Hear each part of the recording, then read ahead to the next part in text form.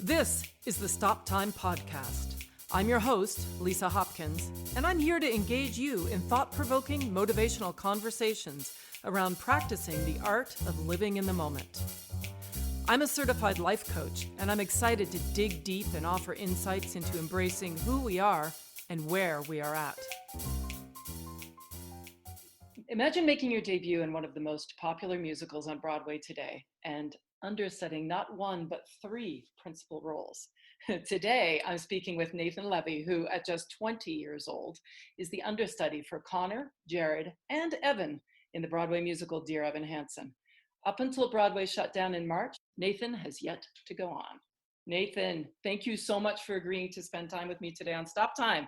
Of course. Thank you so much for having me. Thrilled. I'm super excited about chatting with you, and if it's okay with you, I would love to jump right in. Yeah, for sure. Cool. So everyone's going to want to know, I know I do. Do you remember the moment on March 12th when you found out that Broadway was shutting down? Oh my gosh. Yeah, it was a crazy day. I was actually in rehearsals, not for me actually, but for another understudy, another triple cover, as I'm called. So he was another one, and we were rehearsing him. And it was great because I obviously was getting to do my Jared rehearsals, intrinsically with his actual rehearsals. So we were all really getting each other our help and whatever lines we needed. Um, and it was during, I think, one of the breaks, and our stage manager was there, our associate director was there, choreographer, and go to the bathroom. I come out and they say that, they saw the Playbill articles and everything that Broadway was shut down. That's effective immediately as of tonight, 5 p.m. Um, and then we all kind of saw it coming, that week leading up to it. I think it was a Thursday. So, from that Monday through that week, we all could feel something was coming, but, it's always different once you see it in Yeah. person. Yep. So we got that article, and obviously our stage manager was making calls, and then obviously the poor kid was like, are we still gonna rehearse? Like, after it was technically our 10-minute break. So we were back to rehearsal after that, and it was kind of odd. We were all kind of off, obviously. Yeah. Still trying to like help this kid learn. And Wow. then I think another break happened around 3, and then we got a email from our producer, Stacy, and it was for like a whole wide company-wide conference call for the tour, London, West End, and Broadway. So it was all three companies on one conference call, which was very chaotic and all over the place. But she basically just said she didn't really know what was happening. None of us did. She's going to take it day by day and then open it up for questions. And at this point, I mean, no one even knew about unemployment or the theater shutting down. Like, we didn't know any of that stuff. So people were in a frenzy. People were asking if they could go home, like kids my age, but also adults, who had families in California or other places, if they could go back to their families and rent, and all these things that still somewhat low key are up in the air, but Yeah. Yeah. especially at that time, everyone was just so, I mean, their minds were spinning. Yeah. That was like at 3:30, and then right after that, I mean, we obviously ended rehearsal. The poor new kid, it's the understudy. And then, yeah, we went to the theater. Luckily, we were close by, like a couple blocks, so we all just kind of took our stuff and walked to the theater, got our stuff, and then, yeah, me and my older brother Adam, we flew back together that next morning. So it was No very, kidding. very quick. Wow. Yeah. So when you heard the news, like, do you remember what was your first thought? Oof. I'll be honest, it was rough. It was like having everything right, like a line in the show, which is kind of corny, but you see everything you wish you had, and it's right there in front of you. Mm, And it was so, I had joined the cast in January officially, right. and I was contracted to go till July. And at this point, I mean, it was March, so we were halfway through, and I still hadn't gone on yet. And it wasn't any bad blood, and there was none of that, but I just genuinely, the nature of it, I had not gone on, Yeah. and I could feel myself. I could feel that I was ready, which is not, it's a very rare thing to feel ready to lead a show on Broadway or just be, Mm-hmm. but Mm-hmm. I knew in my gut I had rehearsed day in, day out. I took it home with me, like it really, I felt ready. And so when the day had come that Broadway was shutting down for who knows how long, still to this point, who knows how long, it was hard because you work so hard and then it's right there and then, you know, who Yeah. knows how much longer it'll be. But I mean, yeah, it was hard. I mean, totally understandable, right? I Yeah. mean, you've been working, working, working, and it's like it's so interesting because when you think about um, and I wanted to ask you this, at any given moment, you could be you could be asked to make your Broadway debut and be called on to play one of any three characters. Yeah, it's kind of crazy. Like before all of this, the shutdown, when I was fully in the cast and showing up to work every day, that was the mentality. It was so always on mentally, which is a lot more exhausting than I expected. But also I think a part of me, I put that pressure on myself, Hmm. of having the on switch on all the time, Yeah. which I think I learned or am still learning how to navigate that Broadway understudy mentality because it is a lot of pressure, especially in Dear Evan Hansen, you know. Right. Right. Yeah. No. Absolutely. Absolutely. It makes perfect sense. What would you say your definition of living in the moment is? Oh wow. Uh I guess recently just listening to your gut, I've dealt with that a lot just since coming to New York and college. There's so many people in New York, especially, and just in life around this sort of time of your life, telling you what they want you to do or what they think you should do based on their past experiences. Does that make sense? Oh, yeah. It makes perfect sense. Yeah. And so, especially recently, just having to navigate all of this life, in the past couple years, constantly looking for other people's, quote unquote advice. But really, maybe I was doing it a bit too much and a bit from too many people. Hmm. And at the end of the day, I had to like really sit down with myself and, you know, allow myself to make my own decision based on what I'm telling myself. We all have gut instincts, and to not follow it, it could lead down so many paths of regret, of, whatever. And I didn't want to take that risk by listening to too many people about too many opinions. So I Yeah. think living in the moment for sure is just being able to listen to yourself and allow yourself to choose that action, whatever you're telling yourself. Mm, I love that. So it Yeah. sounds to me like in the industry, obviously there's a lot of advice giving. There's a lot of Hmm. limiting beliefs about what you're supposed to be doing, and what you Totally. should do, and assumptions about, well, if you do this, then that will happen, and so on and so forth. Exactly. Yeah. Not to mention, the voices in your head saying, I don't know. Yeah, exactly. It's so, especially like being so young and coming into such a popular show in the Broadway world. I mean, it's daunting. It's scary. Yeah. You don't want to burn any bridges or, that, which is Hmm. what I thought if I turned down someone or if I didn't do this one project. Oh my God, like I'll never work with them again. I just completely went to the extreme. Mm. Um, Yeah, I'm kind of hearing you say a little bit, and tell me if this sounds about right. I'm hearing you say a little bit that in order for you to live to really live in the moment, you need to sort of filter out some of those voices in your head and spend time with totally, yourself. Is that what you're totally. saying? Oh yeah, Yeah, sure. yeah, At the end of the day, you only have what you have. You have yourself and your gut and your instincts, and where that leads is where it leads. But you know, absolutely. So if thinking of living in the moment as a value, which clearly Mhm. it is, on a scale of say 1 to 10, with 10 being, the ultimate, ultimately valuable, where would you sort of put that in importance for you? Of living in the moment. Mm-hmm. Um, oof. Recently I put it at like a healthy 8. Okay, Yeah, yeah. I that's think good. it's really important because without that, then you're just gonna be constantly living in somewhat fear or somewhat regret, all these things. Yeah.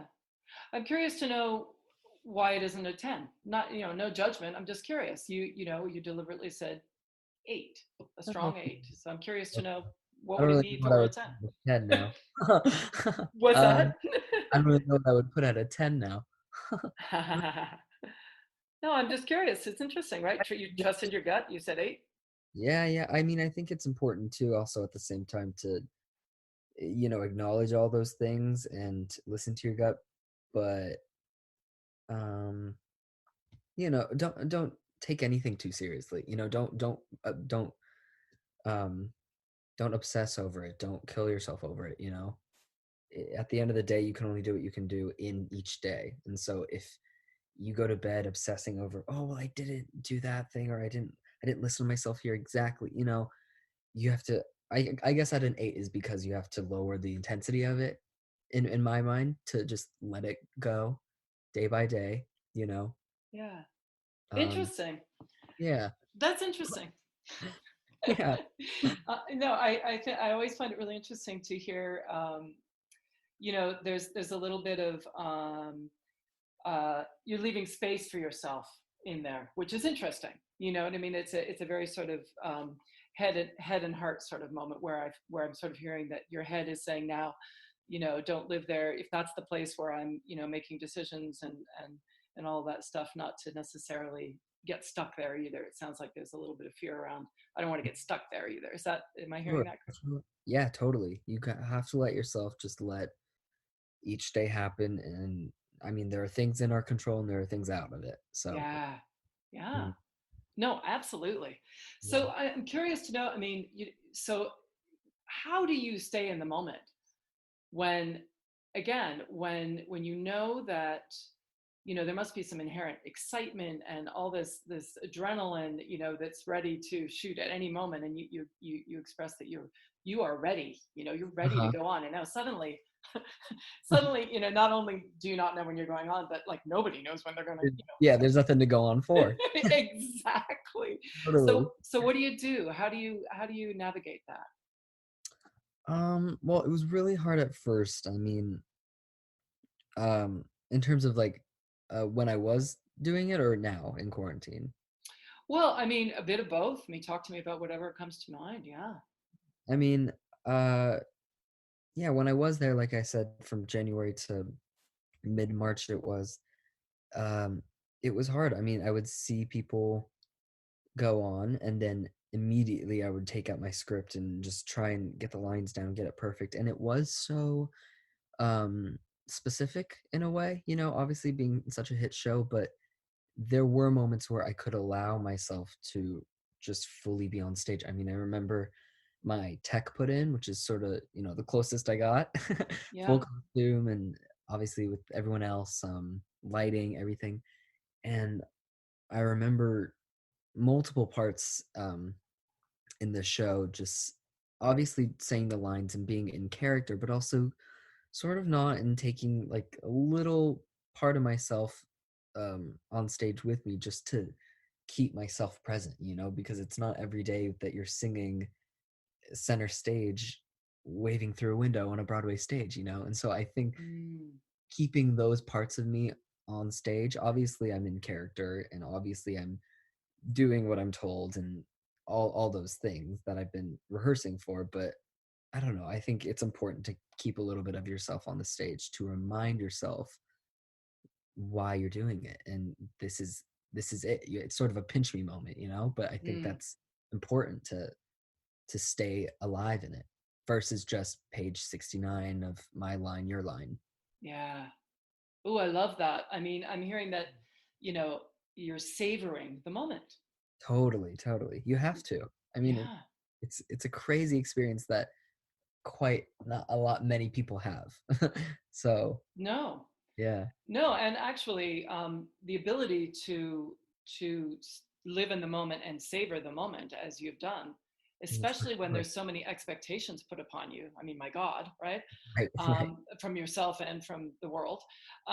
It's amazing. And I just want to sort of acknowledge and sort of, celebrate your ability to do that. That's a massive strength to be able to go, wow, here I am on the stage doing this. Yeah, yeah. That- Oh, yeah. it's amazing. To Yeah, be able to do that is a gift and a strength. yeah, I mean, yeah, we try. I try. Yeah. Well, it's interesting because I'm curious to know how you might be able to use that strength moving forward, um, in terms of you know your future as an actor and your career. Yeah, I mean, like I said, this is my Broadway debut or will be at some point, and I think any future projects to come or any opportunities, if they do, um, I think it only just makes us more a part of the game, a part of the world of theater. Because one thing that I'm really taking in or did take in when I was there is the the routine, um, what's the word I'm looking for? We all have our symbiotic, is that the right word? Sure. Yeah. I mean, like, we all seeing the stage management, seeing the company management, seeing the actors, seeing how that energy flows and how we sort of pass the ball to each other. Ah, That's what made me want to, stay alive and stay in the moment, and like, and because it is an active game of passing the ball to each other, yes. of teamwork, it's collaboration. And so I think moving forward, I think it'll only make me more aware of what part I play in the bigger picture, because it takes, as you know, it takes so many people, so many departments, so many heads of things to make it all happen. The least I can do is, be active and adaptive and ready to, you know, um, engage. Yeah.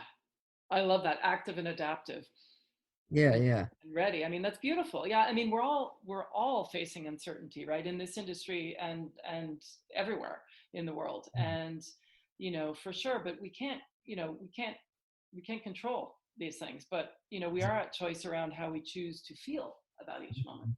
It's really hard to know that things are out of your control, you know, Yeah. but you Yeah. have to let some things go and some things you are in control of. It's just an everyday battle. 100%. And I'm curious, how much energy would you say that you spend worrying about what you can't control? Oh, I mean, Mhm. it's a lot. I mean, before all this, before all this, deciding, because obviously, um, when I was in the show, or before I was in the show, I was in school, um, and it was just so fast paced, and that I think was the peak of when I was just really fearful and on edge about every little thing, from one email to that person to a teacher. I mean, I was just getting so caught up in things that were not my place to get caught up in. Does that make sense? Mhm. Um, Mhm. and I think it was sort of after the shutdown and being home is when I really had time to reflect on that, because there was really no time to reflect. It was so fast paced, going straight from school to rehearsals to joining. I mean, it was just so crazy. There was no time to process it. Yeah. And so being home now, reflecting on it and just looking at all the little things that I could have just, you know, thrown up and given out of my control, there were a lot. Mm. Interesting. So I'm hearing that as you look back, now that you have this time to reflect, this space, this perspective, that you're realizing, that there are certain things that you could have just accepted were out of your control and would have freed up a To- lot of your energy. Totally, totally. Yeah. Oh my gosh, that's interesting. So what else have you learned through this experience about yourself? Oh, wow. um, Or are you learning? I mean, it's a I mean, process, right? everyday thing. I think it goes back to sort of the same topics we've talked about before, just in general, of, listening to your gut, because at the end of the day, you only have yourself. That's a big one that I've been taking in. And um I mean, I don't know what day are we on of quarantine? It's been crazy. I think learning how to take every day as its own and try and it's good to be aware of the bigger picture in some cases, but for me, I found it's helpful to just sort of wake up, do my job of the day, whatever that is, and um, letting that go. I think Hmm. it's hard to be all in quarantine, all in isolation, and it can really get down on you. But if you just take it day by day, I think it's just like a big mountain. You just hike one step at a time or one bite at a time. Yeah. Yeah, that's helpful for me at least to just think about the world we're in right now. Yeah, no, that's fair. That's Yeah, fair. No, one that's day at a time. That's all you can do. that's right. And it's an opportunity, isn't it, to sort of stand back and savor even, what we've got today, right? One thing at a time. Exactly. Yeah. So what do you know will be true about you no matter what happens in this crazy world? Like, what do you take with you? What can no one take away from you about I you? try and take my humor. I mean, seriously, like we need it now more than ever. And I think, um, I don't know. I've seen tense situations both in theater and just in life, and how people approach conflict or tension. And not to say I just don't. Period. Of course I do. But I mean, um, I think it's important to just always have a sense of laugh at yourself, laugh at situations. I mean, it's the only way we can get through it. Without being too hard on ourselves. It all comes back to all that. I love that. So you've got Yeah, your own protective armor, right? Don't for take it sure. personally. Yeah, and it just kind of like brings the what's the word? It all just kind of softens the room and Yeah, a little you know, levity. yeah, yeah, yeah, A little Nathan Levy levity. a levy levity. Oh yeah, That's that's hard, that's hard to say. that's yeah. So where do you see yourself 3 years from now? Oh, 3 years from now. Um, I'm hopefully not in quarantine. I tell you that. But I don't know. I think someplace where I'm performing in any sense, or on the creative side, if that's what takes hold, that would be great at some point.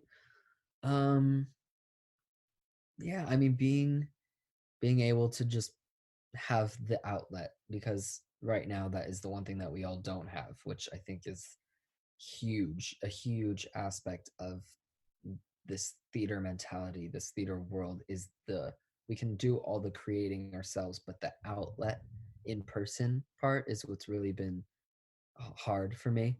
Yeah. Um, and so yeah, just at this point, really just getting out there and doing the thing. Yeah. No, fair. Like in any way, shape, or form. Yeah. Totally. Just Just to yeah. get it out there. Yeah. No, I hear you. I hear you. What's the biggest struggle you have right now being quarantined, would you say? Hmm. Um, biggest struggle, I guess. Hmm. There's so many. Yeah, I mean, What about today? What was your biggest, did you have one today that sort of, um, yeah, I mean, I guess it sounds repetitive and it truly is, but I mean, letting myself allow the day to happen without trying to think too big picture. I mean, I very much am analytical about all of that and the bigger picture, and well, uh, the time spent here versus the time I could have spent there. All these big conceptual things. I Every day I have to sort of strip down, because otherwise I will just get wrapped up in it so much that the day just passes me, and then hmm it's a turns into a negative cycle for sure. So yeah, I guess stripping away those thoughts of um yeah, everything that's not in our control, because right? I can't. There's so much that's not in anyone's control right now. Clearly, Yeah. Yeah. yeah. That's interesting. I'm curious to know how you might use your humor. You shared with us that humor is something no one will ever take take away from you, how you're able to use that to sort of break that cycle. Oh God, I mean, there's there's so many things in this world right now that are, you know, hilarious in a sense. I think it's important that we, as serious as things are right now, and as tense things can be, it's um, it's also not that hard to laugh at it, you know. And I think that keeps us grounded, and I think that um, that just eases the tension. That there's so much um, tension in this world right now. Everything feels so chaotic and so tense. I think having the ability to laugh at things is, or yourself even, you know, because you can Right. get so down on yourself or get so down on a certain community or the world in general, you know, or life. But if you can have the ability to just take a step back and laugh at it, that's the part of life that brings me joy and keeps me going, is to be able to look at life as, you know, just one big one big story, and there's funny parts, there's sad parts, you know. Yeah. Yeah. That's beautiful. Yeah. Wow. Yeah. Yeah. I so appreciate you taking the time and speaking with me today and being in the moment, sharing Yeah, your sure, story. And for no, sure. Thank you for before, having me. yeah, no, please. And before we say goodbye, I love to ask all my guests, what are the top three things that happened so far today? Hmm. Top three things. Yeah. Um, well, I woke up, which I think we're here. That's a gift beyond words. We're here. Another gift. It's beautiful outside. I have the privilege and the opportunity to go out and enjoy where I'm at, where I'm living, how I'm living, which I think is really important. And my mom made pancakes. So that one should be top one. That's number one. That's awesome. And what's the number one thing you're looking forward to today? Mm, reconnecting with friends. It's my roommate and best friend Nadia's 21st birthday. Oh, that's wonderful. Happy I'm gonna, birthday to Nadia. yeah, yeah, so I'm gonna, reconnect with friends. That's great. Yeah. Oh my gosh, Nathan, thank you so much. And it's been just wonderful hearing about your story and about how you're handling everything. And thank you so much for sharing. I want you to stay safe and healthy. Yes, you too. And I look forward to following your career. And I Oh, have no doubt that you are going to be killing it in aw, any one of those roles and more. thank you. Thank you so much. No, it's my pleasure. So be well, and we'll talk soon. You too. Bye. Okay. In music, stop time is that beautiful moment where the band is suspended in rhythmic unison, supporting the soloist to express their individuality. In the moment, I encourage you to take that time and create your own rhythm. Until next time, I'm Lisa Hopkins. Thanks for listening.